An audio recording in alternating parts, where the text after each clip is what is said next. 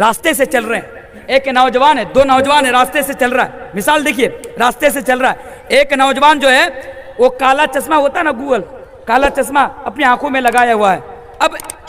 راستے کے قریب میں ایک لڑکی کھڑی ہے، اب بار بار اس لڑکی کی طرف دیکھ رہا ہے، بار بار اس لڑکی کی طرف ترچھی نظر سے دیکھ رہا ہے، تو جا رہا ہے، اب اس کو یہ پتا چل رہا ہے، اس کو معلوم ہے کہ میری آنکھوں میں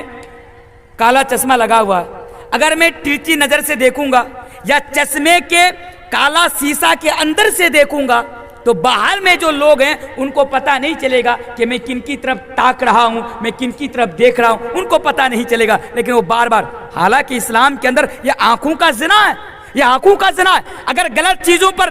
کسی غیر محرم پر اگر ایک مرتبہ نظر پڑ جائے، آپ نظر فوراً وہاں سے واپس کر دو، گھما لو، اگر نہیں گھماؤ گے، نہیں ہٹاؤ گے تو یہ آنکھوں کا زنا ہے، کل قیامت کے روز آپ کو اس کا بھی جواب دینا ہے میرے بھائیو، اس کا بھی جواب دینا ہے، لیکن اب اس کو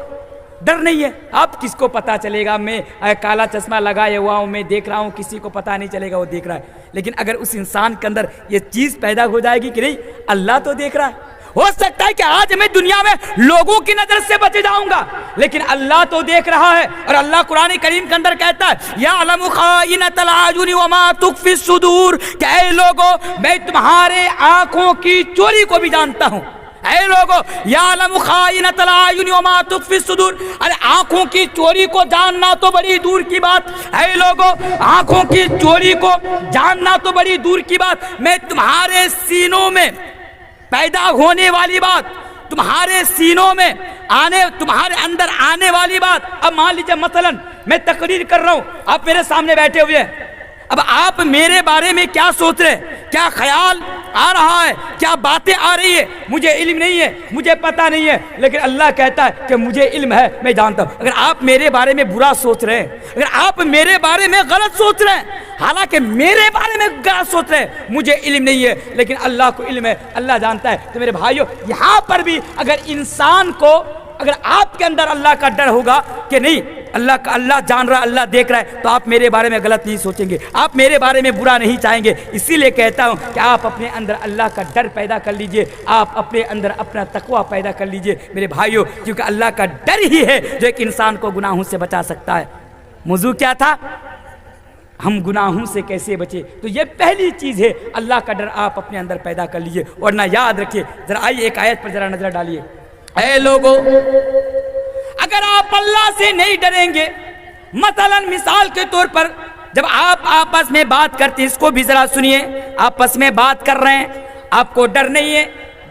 جو مرضی ہوتا ہے، جو دل میں آتا ہے آپ وہی بول دیتے ہیں، مثلا لوگوں کو گالیاں دیتے ہیں، چھپ چھپ کے سے گالیاں دیتے ہیں، آڑ ہو کر گالیاں دیتے ہیں، پیٹھ پیچھے اس کی برائی کرتے ہیں، پیٹھ پیچھے اس کو گالی دیتے ہیں، اور آپ کو پتا ہے کہ اس کو پتا نہیں چلے گا، آپ کو پتا ہے کہ اگر میں مولوی تنویر کے پیچھے میں بیٹھ کر اگر مولوی تنویر کے بارے میں غلط بولوں گا، اگر برا شبد بولوں گا، اگر اس کو گالی دوں گا تو پتا نہیں چلے گا، ہاں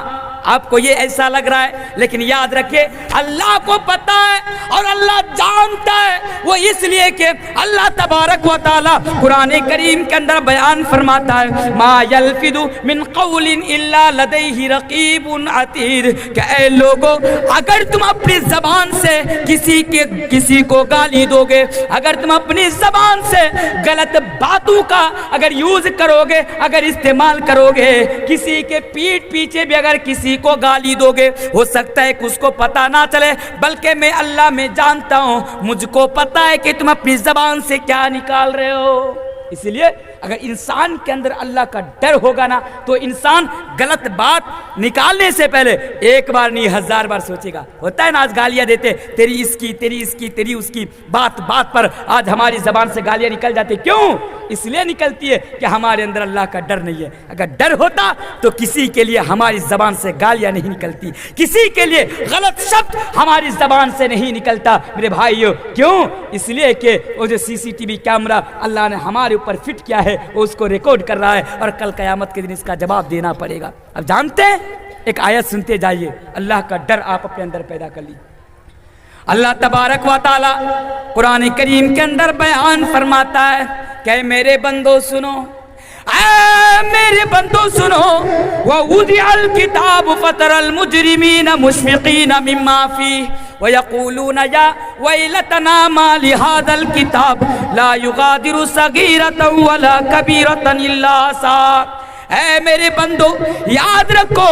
کل قیامت کے روز انسان کے ہاتھوں میں جب اس کا نامہ اعمال رکھ دیا جائے گا، مولوی تنویر کا نامہ اعمال جب مولوی تنویر کے ہاتھوں میں رکھ دیا جائے گا، آپ کا نامہ اعمال جب آپ کے ہاتھوں میں رکھ دیا جائے گا، لوگ اپنے اپنے نامہ اعمال کو دیکھیں گے، لوگ اپنے اپنے نامہ اعمال کو پڑھیں گے، اور پڑھنے کے بعد جو مجرم ہوں گے وہ اللہ سے کہیں گے کہ اللہ، اے اللہ یہ کیسی کتاب ہے، اے اللہ یہ کیسا رجسٹر ہے، یہ کیسی فائل ہے، اے اللہ یہ کیا چیز ہے کہ دنیا کے اندر میں نے جو بھی کیا تھا، میں نے کسی کے لیے اپشبد کا استعمال کیا تھا، وہ بھی اس کے اندر درج ہے، اے اللہ یہ کیسی کتاب ہے، یہ کیسا رجسٹر ہے، یہ کیسا نامہ اعمال ہے کہ دنیا کے اندر میں نے کسی کے لیے برا چاہا تھا، وہ چیز بھی اس کے اندر ریکارڈ ہے، یا اللہ میں دنیا میں لڑکیوں کی طرف غلط نگاہوں سے دیکھتا تھا، دنیا میں تو کسی کو پتا نہیں تھا، لیکن یہ کیا کتاب ہے، یہ کیسی کتاب ہے، یہ کیسا نامہ اعمال ہے کہ اس کے اندر وہ گناہ بھی موجود ہے اور اس کے اندر وہ چیز بھی موجود ہے، تو آپ کو بخشا نہیں جائے گا کل قیامت کے روز۔ تو پتہ کیا چلا، اگر اللہ کا ڈر ہوگا نا تو آپ برائی سے بچ جائیں گے۔ مولانا آ چکے ہیں، میرا ٹائم بھی ہو چکا ہے، 1 گھنٹے کا ٹائم میرے پاس تھا، اور میں نے اس مضمون پر آپ کے سامنے باتیں کی کہ ہم گناہوں سے کیسے بچیں۔ تو گناہوں سے بچنے کے لیے شرط ہے، ضروری ہے کہ ہم اپنے اندر اللہ کا ڈر پیدا کر لیں، کہیں بھی رہے، کس حال میں بھی رہے، کیسی بھی پرستھتی ہو، سچویشن ہو، اگر ڈرے، اللہ سے ڈرے۔ کوئی کر رہے کوئی نہیں دیکھ رہا ہے، کوئی مسئلہ نہیں، اللہ دیکھ رہا ہے، کسی کو گالی دے رہے ہیں اس کو پتہ نہیں، اللہ کو پتہ ہے، اور اس کا حساب کل قیامت کے دن دینا ہے۔ اس چیز کو آپ اپنے اندر پیدا کر لیجئے، انشاءاللہ دنیا میں بھی آپ گناہوں سے بچ جائیں گے، آپ کی دنیا بھی بدل جائے گی، آپ کی دنیا بھی سنور جائے گی، اور انشاءاللہ تعالی آپ آخرت میں بھی کامیاب ہو جائیں گے۔ آخر میں اللہ تبارک و تعالی سے دعا گو ہوں کہ الہ العالمین تو ہم تمام کو تیرا ڈر، تیرا خوف اور تقوی اپنے اندر پیدا کرنے کی توفیق عطا فرما۔ اے الہ العالمین تو ہمیں اس راستے پر زندگی گزارنے کی توفیق عطا فرما جس راستے پر چلنے کی وجہ سے دنیا میں بھی ہمارے لیے بہتری ہو اور آخرت میں بھی ہمارے لیے بہتری ہو۔ اسی دعا کے ساتھ میں اپنی بات کو ختم کرتا ہوں۔ وما علینا الا البلاغ وعلیکم الحساب۔ السلام علیکم ورحمۃ اللہ وبرکاتہ۔